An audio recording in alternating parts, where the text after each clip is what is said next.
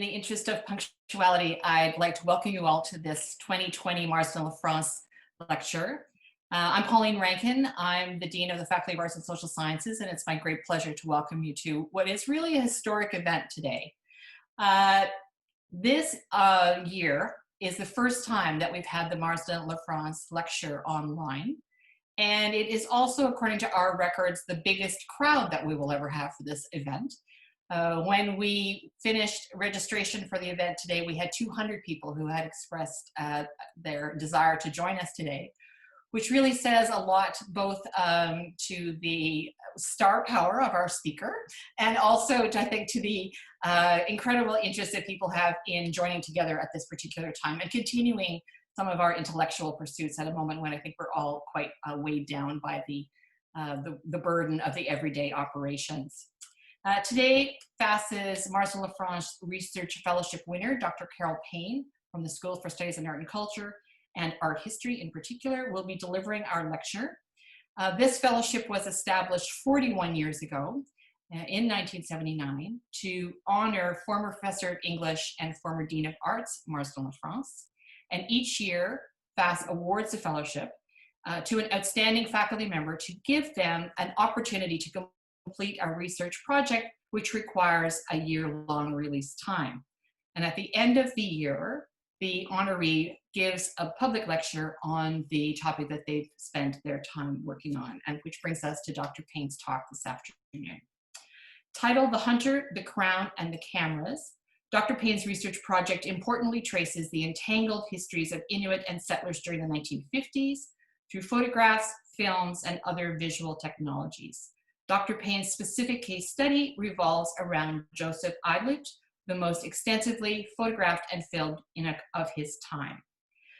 Today also offers me a second opportunity to congratulate and welcome Dr. Payne as our incoming Associate Dean, Research and International.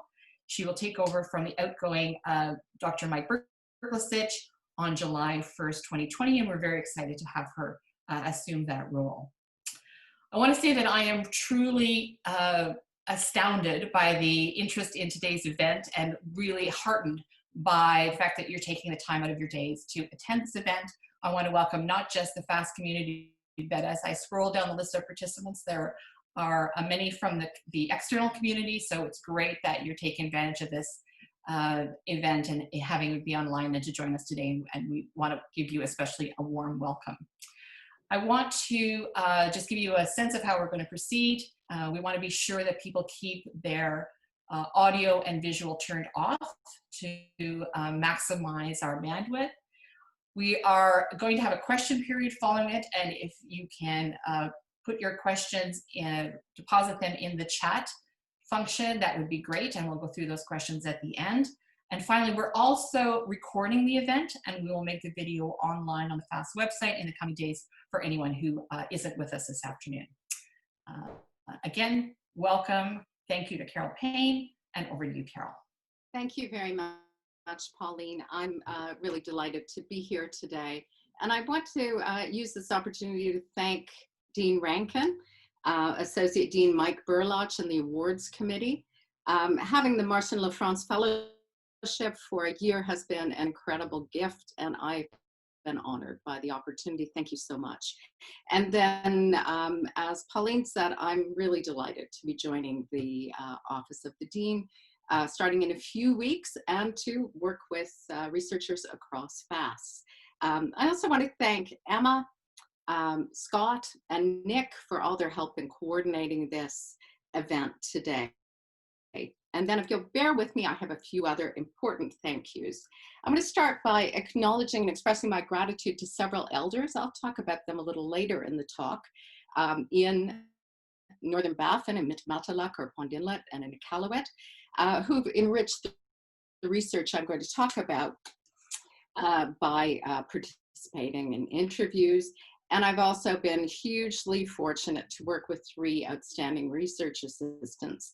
Alexandra Anaviapik, who is a biological great-granddaughter of Joseph Idlout, one of the key subjects of my study, coordinated research in Pond Inlet and in Iqaluit, and cultural mediations PhD student and historian Christina Williamson, who I think is out there somewhere, has been fantastic to work with and traveled up north. I'll talk about that a little later. And then more recently, MA student Katie Lydiot has been helping me. Thank you to you all. The research I'm going to show you a little excerpts. I'm drawing on a couple of archives. So thanks to Library and Archives Canada, the country's largest archive.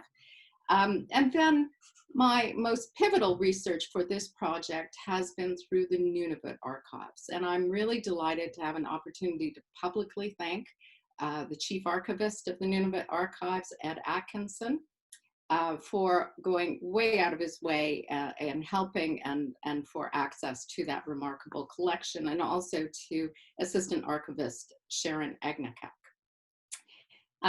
Here at Carleton and beyond, colleagues, friends, and family have heard me talk about this material, read portions of it, given feedback, provided speaking opportunities, and there are too many of you to thank individually, but I am so grateful to you all, especially friends and colleagues in art history and beyond in FAS, and to the not one, but two writing groups I belong to. So sincerely, thank you. And finally, thank you to everyone here for taking the time to attend this talk, as Pauline said. I know these are challenging times and you're balancing, many of you, a million things all at once. So I appreciate you coming out to this. And as I say that, I also think, and I'm sure you're thinking, about people who are going through very difficult times right now in terms of their health and economically as well, including our own students.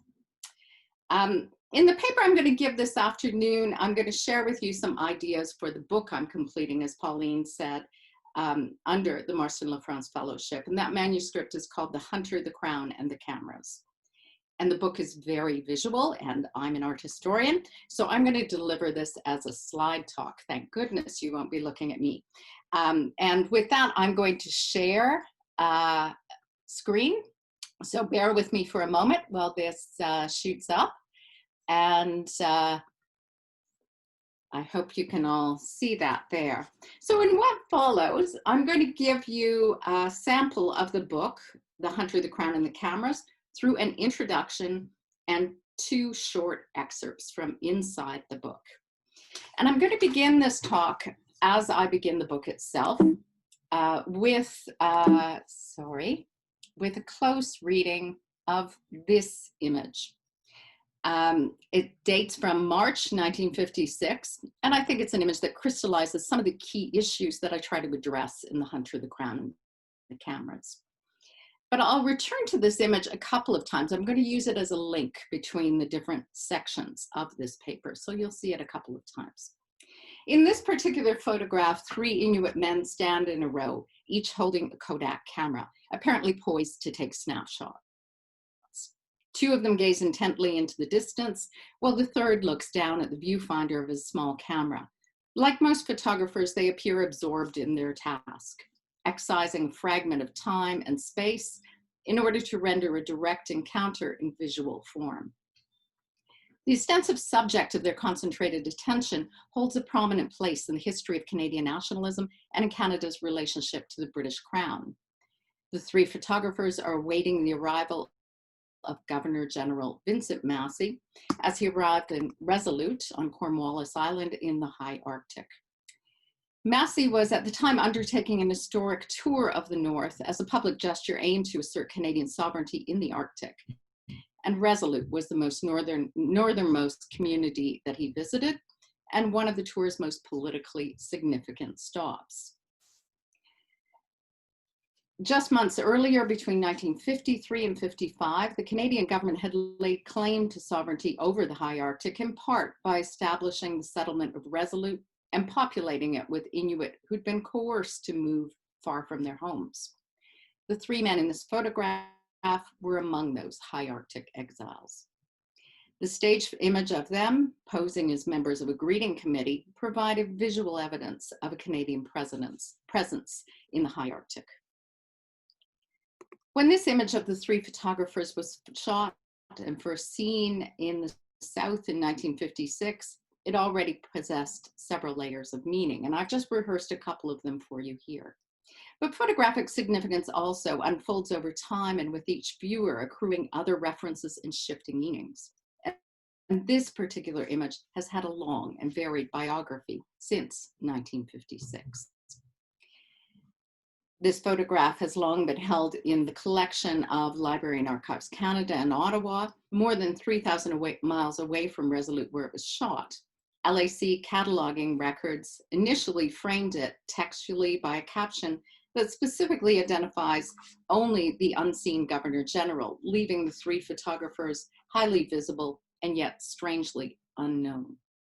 And today, in the early 21st century, digital technology has enabled the likeness of the three photographers to circulate even more extensively.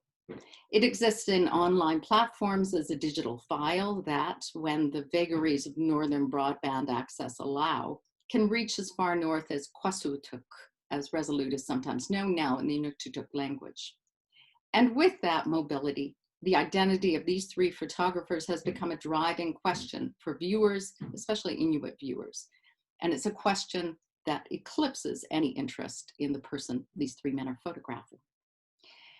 This image, for example, has been reattributed by, among other efforts, Project Naming, the Inuit Photographic Identification Research Project established by the Inuit School Nunavut Sivunuksivut and Library and Archives Canada, and also through Views from the North, a research program I coordinated in collaboration with Project Naming, and others have identified it too. For example, when the image appeared on the cover of Inuit Art Quarterly in 2003, Rebecca Olejuk and Jerry Kenny identified these three men as, from left, Daniel Soluvenik, in the center, Joseph Idlout, and on the right, Jepeti Amarole. Identifications like these have been part of larger efforts to assert Inuit history and cultural heritage. But then, perhaps, these three men, apparently deep in concentration and capturing for posterity an encounter with a passing spectacle, were always already asserting Inuit agency for those who could see beyond the frame. As I said a few minutes ago, this image of the three photographers crystallizes many of the key issues I try to address in The Hunter, the Crown, and the Cameras. It indicates the prevalence of visuality as a system of settler colonial authority in the Qikiqtaaluk or Baffin region of Inuit Nunangat or Inuit homelands during the 1950s and also the 60s. But it also shows how visuality can be a form of resistance and contestation for Inuit. Here, for example, the image itself stands as an explicit marker of the returned gaze and of agency on both sides of the camera. And it marks the site for a series of intersecting encounters that are once transcultural and transhistorical. While these encounters remain marked by stark inequities, this photograph still indelibly asserts the three men's presence, authority, and cultural identity. Following these three photographers, the book, The Hunter, the Crown, and the Cameras, traces the entangled histories of Inuit and settlers in the Qikiqtaaluk region during the 1950s, but also in the 1960s. And it traces them through camera-made images, other visualizing technologies, and the concept of visuality more broadly. The narrative also follows their transhistorical reception, including remediations by contemporary Inuit of images from this period. Throughout, I aim to complicate conventional ideas of power within settler colonial society by exposing the multi-directional lines of the gaze. I argue that settler assertions of authority over the Arctic and over the lives of Inuit at this time were both played out and resisted, in part through complexes of visuality, to borrow Nicholas Mertzhoff's term. At its core, the book addresses the 50s and 60s, which was a period of aggressive assimilation in the Qikiqtaaluk region. And my broader attempt here is to write a critical history of settler colonialism in Canada, using as case studies visuality in the Qikiqtaaluk region of this time, with Joseph Idlout as a key figure, as well as Doug Wilkinson, as I'll introduce later. My approach to this diverse body of images and histories is informed, and indeed it's limited, by my own identity as a Southern settler scholar, or Qualnut, as we're called in the Inuktitut language. As such, I make no claims to speak for Inuit culture. I'm an outsider. The visualized history that I narrate includes silences and empty spaces where there are stories, perspectives, incidents, and encounters that aren't knowable to me as a Southern settler. But like all settlers, I have a responsibility to address the violent ongoing history of settler colonialism and to listen with humility to Indigenous experience. The Hunt Through the Crown and the Cameras is an attempt to pay witness to that difficult history. In the mid-1950s, when this photograph was shot, a Southern presence in the Qikiqtaaluk region was escalating quickly. That decade witnessed the rapid integration of Inuit into Southern Canadian settler life, heightened economic interest in extracting resources from Arctic regions, and increased military activity in the Arctic in response to Cold War tensions. Inuit of the region experienced these colonizing policies and programs through such dramatic changes, as the establishment of settled communities and a cash economy, the imposition of mandatory residential or day schools, and as I mentioned earlier, the coerced relocation of several families from Hudson's Bay and northern Baffin Island, including Idlout's family, to the high Arctic. As Patrick Wolfe has familiarly argued, quote, territoriality is settler colonialism's specific, irreducible element. Yet in Inuit Nunavut, settler colonial territoriality took distinctive forms. The region was not physically settled extensively by outsiders. Instead, government, military, and economic interests claimed territory in the region and domain over the lives of Inuit, often from a distance, in part, paradoxically, through the movement of Inuit themselves to settlements where they were overseen by government agents. Writing in 2007, the Inuk leader, John Amagolek, urged that, quote, Canadians must understand that their leaders had assimilation policies designed to kill Aboriginal cultures and traditions.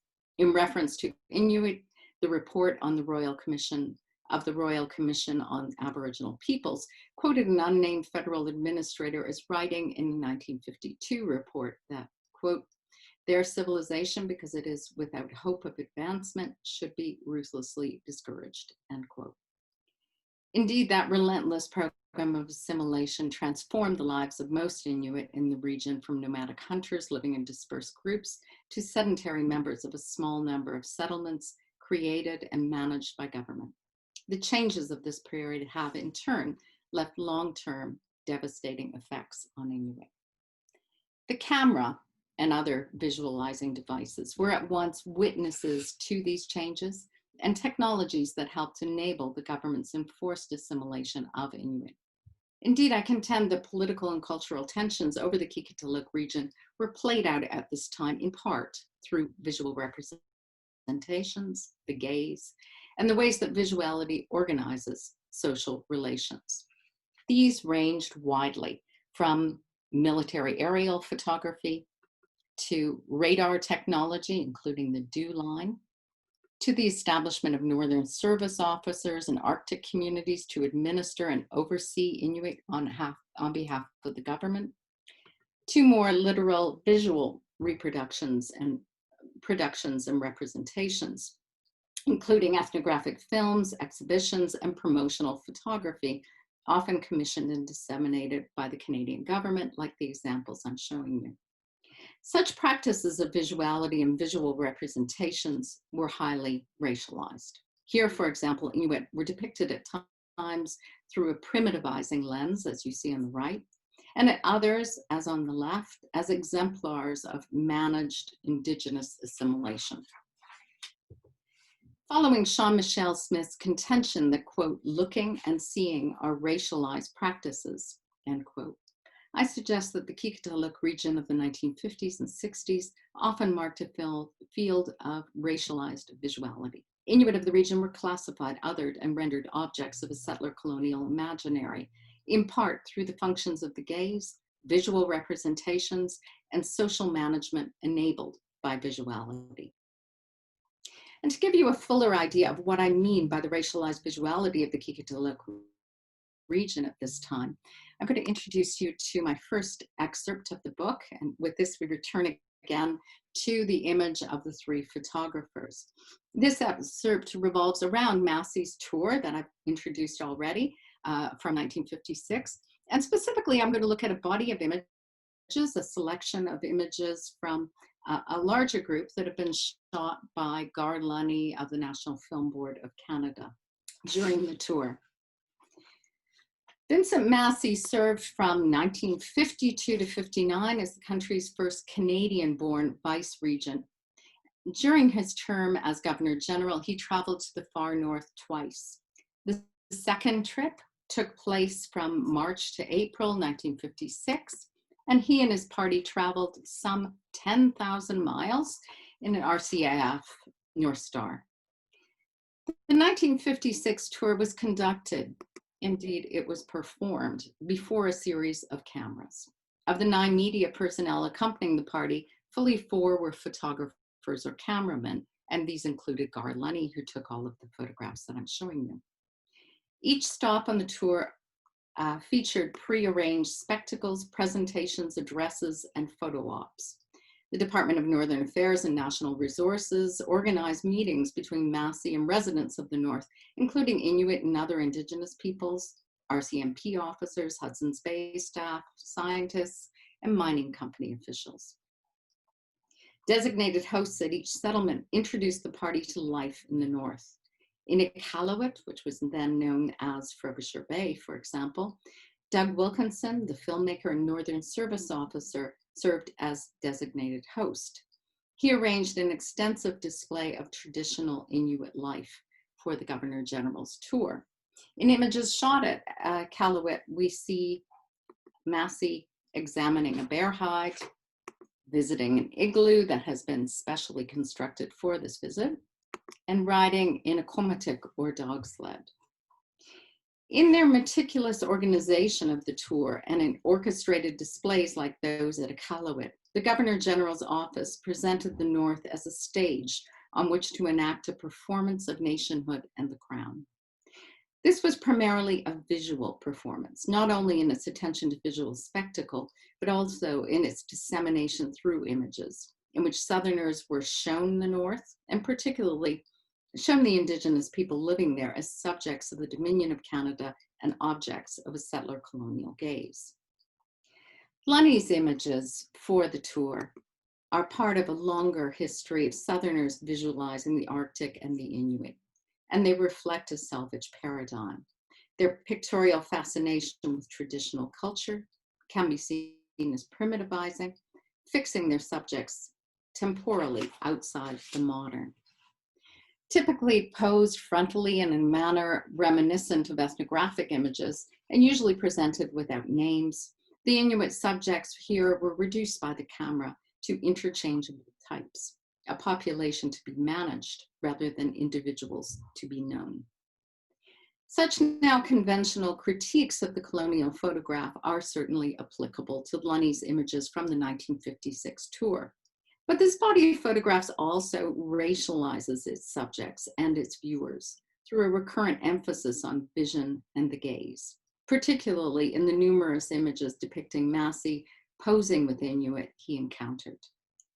To quote Jean-Michel Smith again, here, quote, looking itself constitutes a performance of race, end quote. In many of these images, Massey greets his Inuit hosts. These are familiar representations of the encounter between constituents and a visiting dignitary, and they follow a fairly consistent visual protocol, with the Governor General prominently positioned either in the center of the frame, near the foreground, or to one side. In this, the images reproduce a common trope in official promotional images, the photograph of greeting as an emblem of accord or the literal reach of government to its people. Well, the Governor General himself plays the role of a benevolent benefactor. Massey serves at once as the embodiment of the Crown and the Canadian settler state, as well as an idealized surrogate for an intended Southern viewer's vicarious visual encounter with the North. In all of these images, Massey presents himself in a relatively active pose, as if caught in motion, in contradistinction to the somewhat frontal and inert positioning of the often unnamed Inuit in the frame. Massey typically appears to be looking at the people with whom he poses, just as the eventual intended viewer of the image would gaze at them too. In effect, Massey seems at times to be viewing an imagined future image, even while he himself is standing before the camera. With his face turned away from the camera and gazing or engaging in a sustained look at those beside him, these pose photographs have the effect of virtually absenting Massey from the image, rendering him an active agent and possessor of the gaze, not its object. They call to mind Bell Hook's assertion that controlling the gaze is a marker of racial privilege, and Richard Dyer's contention that paradoxically, white absence marks white privilege. And as such, they function to teach the intended Southern settler how to look. Well, such readings of Massey's gaze as a performance of white privilege and such readings expose Massey's gaze as a performance of white privilege. Attention to visuality is not merely a circular argument, so intent on exposing the visual assertions of power that it unwittingly reinforces the very authority it critiques. Instead, visual culture studies enable a more dialogic reading, recognizing the agency of those in the image. Recent approaches to the photograph, including the work of such Indigenous scholars and artists as Michelle Reeja, Jeff Thomas, and Julia Sinigini, propose an understanding of photographs in which the agency of sitters becomes integral to the meaning of the photograph. As Margaret Olin has written, quote, "There must be someone to gaze and someone to gaze back," end quote. And many people, many Inuit do gaze back from Garlani's photographs of the 1956 tour and from visual representations of the Qikiqtaaluk region in this era more broadly. Their return gazes disrupt assertions of settler colonial authority. This is seen, for example, in this highly orchestrated image of Massey having tea in the igloo built on the shore of a Kaulowou with a family. But here it is not Massey's polite interest that captures our attention. Instead, the conventional narrative that's been staged for the tour is halted here by the wary gaze of the young daughter, standing awkwardly in the center of the frame, and also by the gazes of her parents and sibling behind. The visual record of Massey's tour is filled with such disruptions or visual excesses, to use Deborah Poole's phrase. They are seen in sitters whose poses do not conform to the desired protocol of the tour. And above all, they are seen in the many gazes back at the camera that indicate lives lived outside the frame. Their knowing gazes assess the scene as active agents. They suggest other points of view, ones that reverse the presumed colonial gaze. They look upon Massey and his party themselves as foreign curiosities. Watching this young girl stare back at the camera, one wonders what kind of images might she have made? With that question, I want to turn to my second and final excerpt from The Hunter, the Crown, and the Cameras. And I'm returning again to this image, which will be very familiar to you by now, of the three photographers. This photograph had become for me a metaphor for agency on both sides of the lens.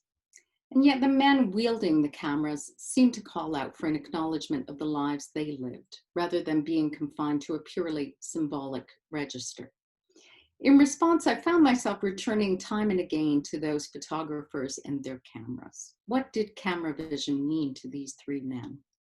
What were they picturing? Or more skeptically, were these cameras merely props through which the image staged an encounter between Southern commodity culture and a primitivized North? As it turns out, the cameras in the image of the three photographers were not props at all. while negatives by Daniel Salubinik, the man on the far right, remain unknown as far as I know. Photographs made by Qikiqtaaluk, who stands at the left, have been made public. And it's clear now that Joseph Idlout in the center may have produced photographs by the score. In this excerpt, I'm going to introduce you to some photographs to Joseph Idlout's experience as a photographer and photographs that have been credited to him. And it should come as no surprise to anyone that Joseph Idlout was a skilled photographer. He was, after all, probably the most extensively photographed and filmed Inuit of his time. Idlout achieved that status largely through his performance in the 1952 NFB film Land of the Long Day, which had been directed by Douglas Wilkinson. And you'll recognize Wilkinson's name. He was the Northern Service officer who arranged displays for Massey's tour in Iqaluit, and Wilkinson and Idlout had a long and very close friendship for many years. But Idlout was also the subject of newsreels, news images, and still photographs, some of which appeared in publications and even on currency. In these ways, and for decades, Idlout's image circulated widely as a primitivizing and salutary emblem of Canada's claims to the Arctic. But years later, Idlout's image also became an emblem for critique. This occurs, for example, in the 1990 NFB film Between Two Worlds, directed by Barry Greenwald, which recounts Idlout's life from his early years on the land to his final decade as one of the Inuit relocated to the high Arctic. Once in Resolute, he was reduced to alcoholism, and as the film recounts, Idlout's death in 1968 is believed to have been a suicide. His images also have been used in the Qikiqtaaluk Truth Commission, an Inuit-led restorative justice program that took place between 2007 and 2010. And it developed his findings based on testimony of hundreds of Inuit in the region, and among them were references to Idlout. In these ways, Idlout's storied and ultimately tragic life is relatively well known, and largely known, I think, through images.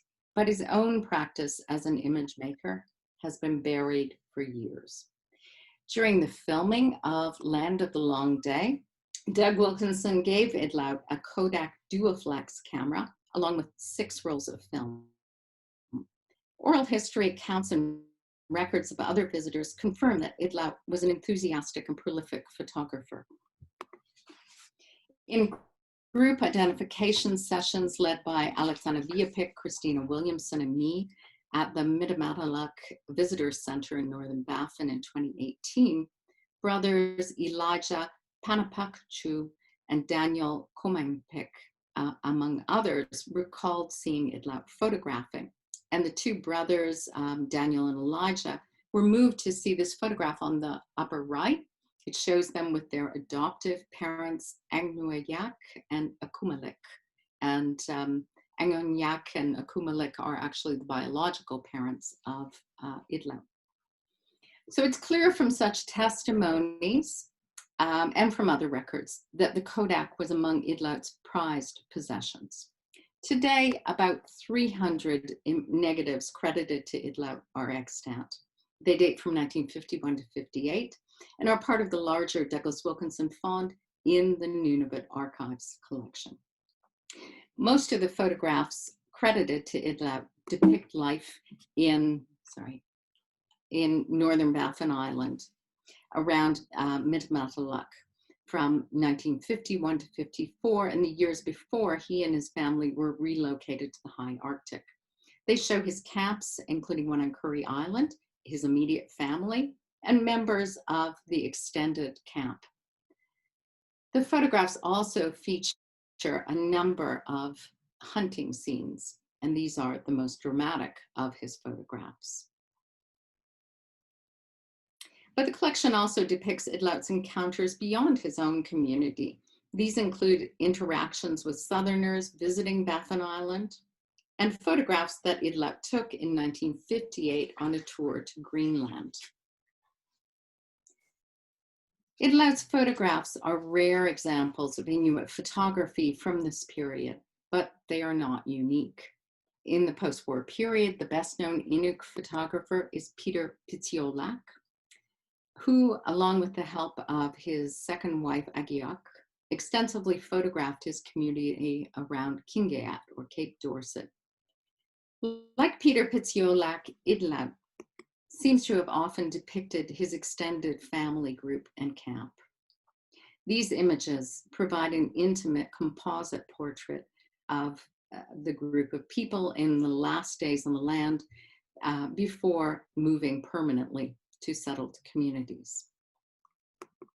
Images of camp reveal an intimacy and specificity born out of familial and interpersonal relations.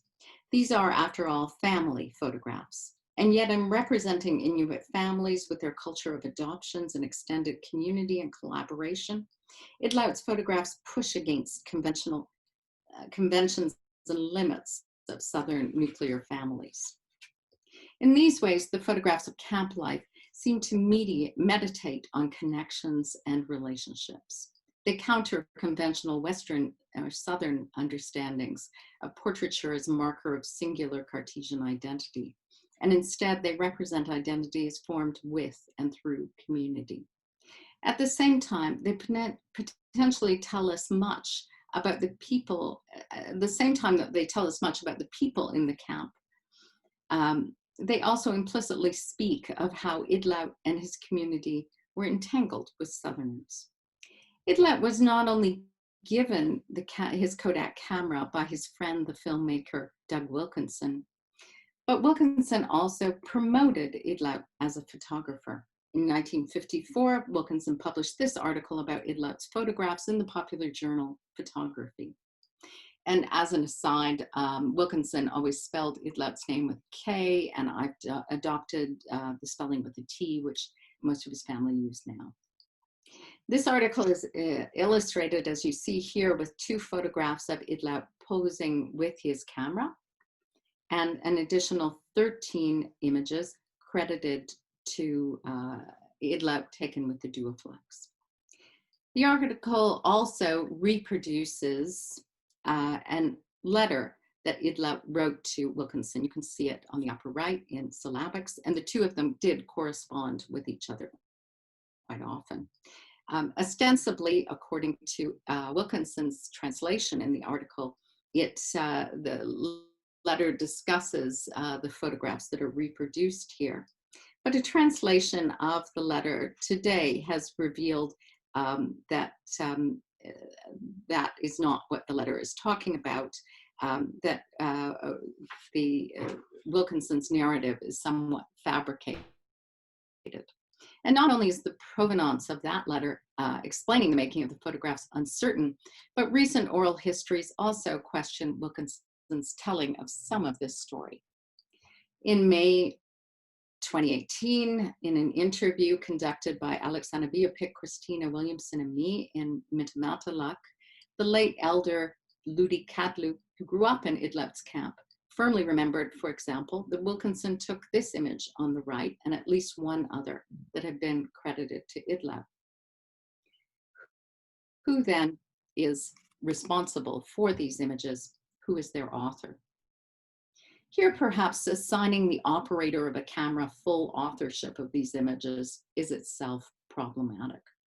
Instead, I suggest that these photographs may be better understood as collaborative works involving Idlout and Idlout's community as performers and operators, as well as the interventions of his Southern friend, Doug Wilkinson. In this, they visualize some aspects of Inuit cultural values, particularly the guiding concept of collaborative relationships. In short, these visceral and embodied images give visual form to a sense of Inuit relationality with the land and within community. And that sense of relationality extends even to the present.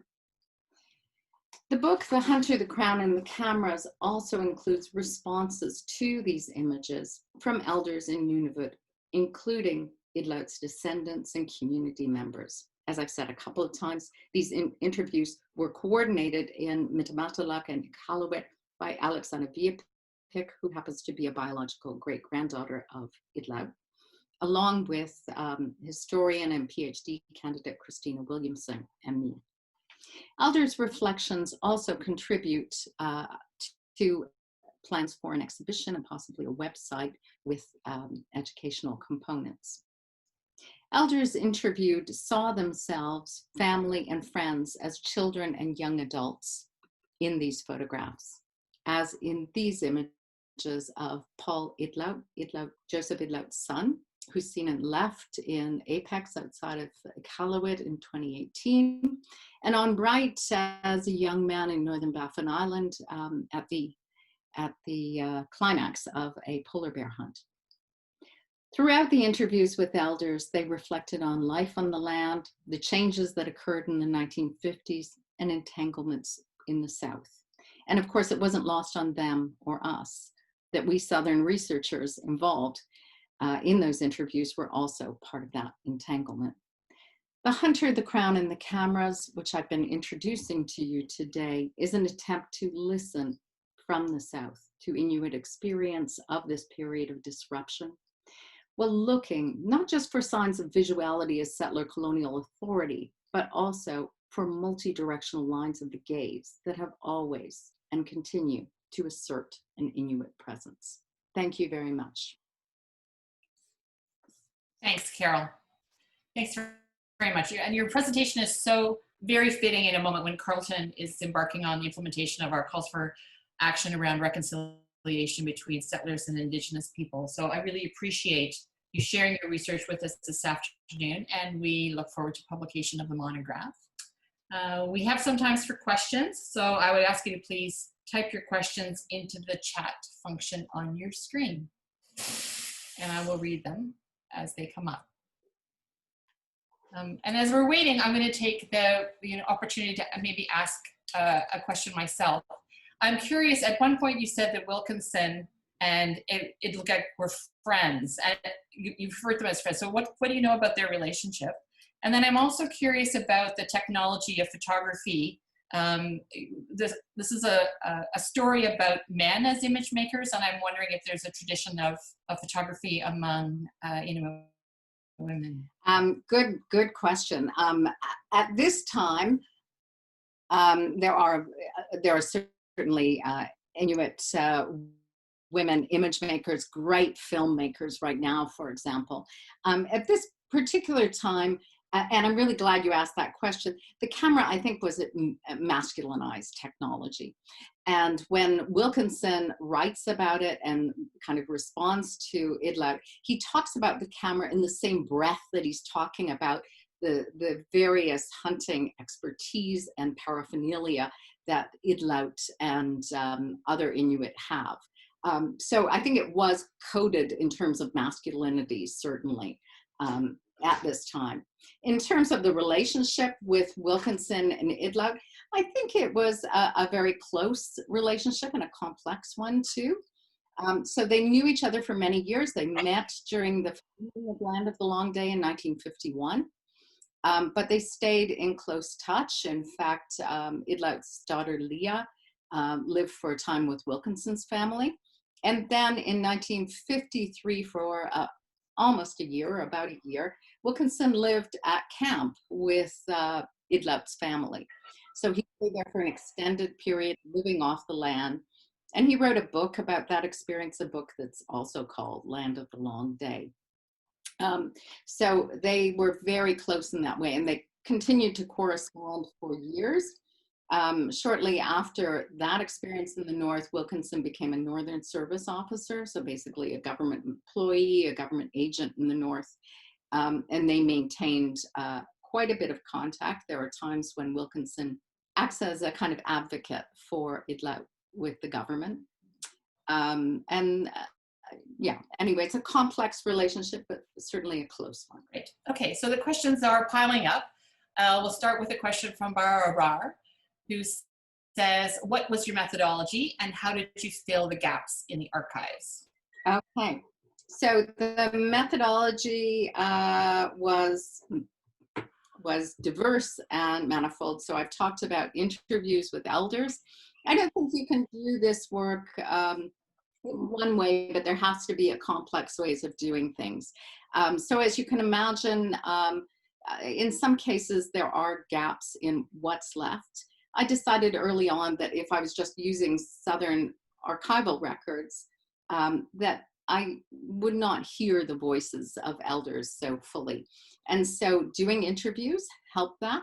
But I've also been drawing on interviews that have already been conducted by the Qikiqtaaluk Truth Commission, which I mentioned earlier, and another public history program called Ikamabara about the High Arctic Resolution. So there are a lot of oral history interviews. And then I have done conventional archival research, which I love doing actually. And here I've kind of taken a note from social historians, and especially I've started to reread Natalie Zeman Davis and Carlo Ginsberg. You know, if you need to find information about people who aren't on conventional records, you have to look for them in other places. And one of the key other places that I've found, other than governmental records, which are plentiful at Library and Archives Canada, but I've also gone through church records. So there were a lot of missionaries in this area, and the Idlout's family were devout Anglicans. And so the Anglican Church archives have, these missionaries wrote letters and journals, and so there's a wealth of information about them that, as you say, kind of fills in the gaps. You have to read these things sort of against the grain. And I've tried, of course, to emulate the way maybe Natalie Zeman Davis reads legal records to discover the lives of people who've been left out often from historical records. So that's part of the methodology that I've used. It's been diverse, some oral histories, lots of archival research. I've visited about 8 different archives in England, in Canada. The smallest archive has been in actually Pond Inlet in Mi'kmaq in northern Baffin. They have a wonderful library, and attached to it is a small archive, which is really resourceful and great. And then the largest one is Library and Archives Canada. Thank you. Ruth Phillips is asking if you could speak further to your very interesting notion of a visual image as a collaborative project, which seems to remove the normal insistence on the maker as author. Yeah, thanks for that, Ruth. That's a key thing that, again, thinking of the last question, that sort of fills in gaps of thinking of people who are neglected in the record. But in that, I'm also drawing on recent literature from photo studies and thinking about people like Ariella Azule or Elizabeth Edwards, and then the Indigenous scholars that I mentioned, people like Jeff Thomas here in Ottawa, Michelle Ray, and Julia Sinigini, and lots of other people. There's a lot of writing, and from anthropologists as well, of course, as you know, from Aaron Glass, about thinking of images as a collaborative process. You know, Idlout himself, as I say, kind of starred in this well-known ethnographic film, Land of the Long Day. And there's a lot of writing from Aaron Glass and others about how ethnographic films actually very much involved the collaboration of the people who depicted them. That was true of Nanook of the North. There's a lot of writing about that, of how people helped the filmmakers. And I think that was true of photographs too. But I think it's a different way of thinking of a photograph, thinking of it, as Ariella Azule says, not as a singular authored work by one person, but in fact as an encounter, as she says, in which we think of photography as this kind of event or encounter that involves a camera, the image, the people sitting before the camera, and reception afterwards. So it's a more multivalent understanding of the photograph. This has been a change in photo studies to move away from, for example, Susan Sontag's discussions of this sort of inherent implied violence of an image, that equating a camera to a gun, as if the person behind the camera has all the power. And I think I've been convinced by these arguments, and I've seen them in the images that I'm looking at, of people looking back, of people engaging, of a more reciprocal, complex interaction. Great, thanks. 2 compliments from Beth Greenhorn about how your presentation was super engaging and looking forward to reading the book. Thanks. And Ellen Waterman, great talk, Carol. Wonderful to see the images too. Diva Cecilius has a question. She's wondering if you had an opportunity to compare the photos of Inuit and Indigenous Northerners by different Governor Generals, especially Adrian Clarkson and Michael Jean, both of whom were seen to have strong ties and interests in the Canadian North. I realize this is outside of the time period you are examining here. I'm particularly interested to know how Southerners, albeit racialized GGs, can escape the settler colonial gaze. Oh, really interesting question. And that's something I would love to talk with you about. You know, it isn't something I've looked at other than, you know, in earlier looking up images that Michael Jean and Adrian Clarkson, and images of them in the North. It's an interesting study to imagine how they are portrayed, how they are racialized. So I don't have a full answer to that at all, but I would love to talk with you about that. And I think it's a really interesting, complex way to think about how that stage for a Governor General is used. Thank you. Judy Seneschal has offered the links to the 2 NFB films that you referred to in your talk. So I think that's really useful if people want to look that up on the chat. And Twee Nugent has asked, I really enjoy your analysis of the gaze. In what ways do visual methodologies, for example, those by Gillian Rose, help you to understand the gaze of power? I haven't for this project drawn on Gillian Rose a lot, but I find, you know, there are so many people doing that work. I think she would be an interesting person to draw on. So I thank you for bringing up her work. But certainly bringing ideas of the gaze into discussions of power, I think is very important. And of course, as I said earlier, part of what attracts me to that discussion is that there is the possibility of reciprocity, excuse me, and a returned gaze in these images. But thank you for bringing up Gillian Rose's work, and maybe she's someone I should draw on a bit more. Thank you. Brenda Valina has said, wonderful talk, Carol. I want to think together with you about the complexity of tragic framing of the end of Idlouk's life. How might this contain the achievements and agency of his career? And I'm thinking also of the case of Inuit artist Annie Potupuk. Really great question, Brenda. Thank you. And I hadn't obviously thought through that. I mean, there is a difficulty if you punctuate someone's life with this tragic story. Does that overshadow other materials? And so, yeah, I'd love to chat with you about that and how to frame that in a way that doesn't supersede, as you say, the achievements. Thank you. Are there any other questions?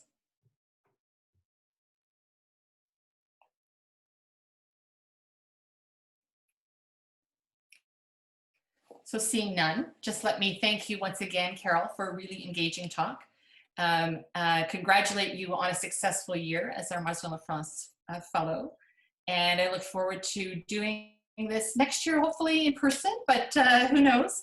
But thanks very much, and thanks to our tech crew who made this all happen. And I wish you all a good day and a good rest of the week. Thanks very much.